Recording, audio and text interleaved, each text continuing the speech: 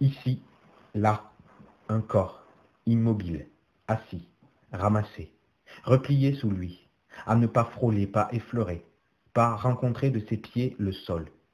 Chair qui insiste, carcasse qui persiste, tremblement, ne se souvient pas encore.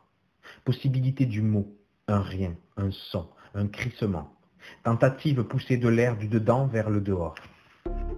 Un épargné, à qui on a ôté le nom, se risque à une possibilité de vie. Un chemin, le réinventer, chercher le souffle, un mot, seulement un mot. Corps de biais, mais pas complètement, non. Genoux repliés, mais pas complètement, non. Bloqué juste avant l'enfouissement des pieds en dessous de son corps, juste avant. L'os du tibia appuyé au rebord de la pierre, appuyé à être enchâssé dans lui le rebord.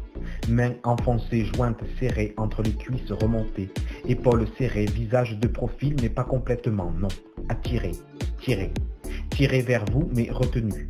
Ces yeux qui hésitent à vouloir chercher vos yeux, pupilles enchâssées dans vos mains de circonstance. Ses yeux à lui arrimés au coin, de ses paupières à lui. Se ravaler, se déglutir en lui, il veut, mais les yeux à lui, il ne peut les refluer dans son ventre. Il ne peut quitter vos prunelles, de circonstances, de preuves de vie ténue à votre regard de passage. Alors il se bloque. Ne pas faire voir que poitrine, que poumon passe l'air. Ne pas faire voir que poitrine, que côte vibre. Replié en lui. Ne sait pas s'il attend, n'attend pas. Guetter que l'attente vienne, que l'attente soit. L'attente, épreuve de mort. L'attente, preuve de vie. Ne pas. Lâcher de ses yeux vos yeux.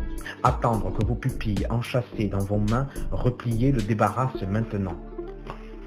À l'intérieur, il continue de courir de son corps, retourné dans son ventre, sans souffle, sans voyelle, sans consonne, pour un plus loin, pour un plus tard, au hasard de circonstances du tréfonds de lui qui le tire en vie. Le temps se retient au souffle. Il continue de marcher en lui, il marche dans l'enclos de sa peau, il se cogne aux parois, il continue de marcher en dedans de l'attente. Cadence du pas intérieur, ne l'arrêtez jamais. Avancer dehors ou avancer dedans ou avancer dehors. Chaque coup de talon secousse derrière les yeux. Coup de talon dans le sable, coup de talon dans la tête. Piétiner s'il le faut. Encerclé de temps à ne pouvoir le franchir. Piétiner ici. Enroulé dans sa peau dont ne sortent que deux yeux qui voudraient marcher au-delà de vous, se joindre lui au-delà d'ici. 4 parois de peau, une chape dont rien ne passe sauf le temps. Je suis une femme, je suis un homme, je suis une fille, je suis un garçon, je suis un enfant, je suis les mains serrées comme un poing. Je suis une langue que vous ne prononcez pas, je suis une matière qui ne tourne pas le dos, ne contient pas le nom. Je suis une mère, un père, un oncle, un frère, un cousin, une sœur, une épouse, un mari. Je suis ma maison, ma rue, mon village, ma ville. Je suis la sécheresse, la terre rouge, dure et fendue, la saison de pluie, sans pluie. Je suis le lac qui un jour fut un lac. Je suis le fond évidé du tronc d'arbre. Je reçois les coups des 3 pylônes cadencés par les 3 femmes. Je suis l'arbre qui porte l'ombre. Je suis le journal qui couvre ma main d'enfant pour voler dans les sacs des passants. Je suis la béquille ébréchée, exhibée de pitié. Je suis la sandale qui flotte et claque dans le froid. Je suis la voix qui récite sa dignité dans le métro. Je suis le bâton qui retient le corps courbé au regard qui se relève en coin sur les passants. Je suis la poubelle du supermarché que l'on sort juste avant le passage des camions. Je suis le costume que j'ai emprunté pour demander un travail. Je suis l'accent étranger dont on s'éloigne. Je suis la langue que l'on n'entend pas. Je suis l'épaule qui porte le souvenir de Moussa. Je suis l'oreille emplie de ces mots de sable. Je suis la canette vide que je claque dans le but, dans la rue, sous le métro, à l'intérieur des 4 grilles du terrain de jeu, de mon pied gauche, à l'exact milieu de la grille du fond, la cible de mon pied magique.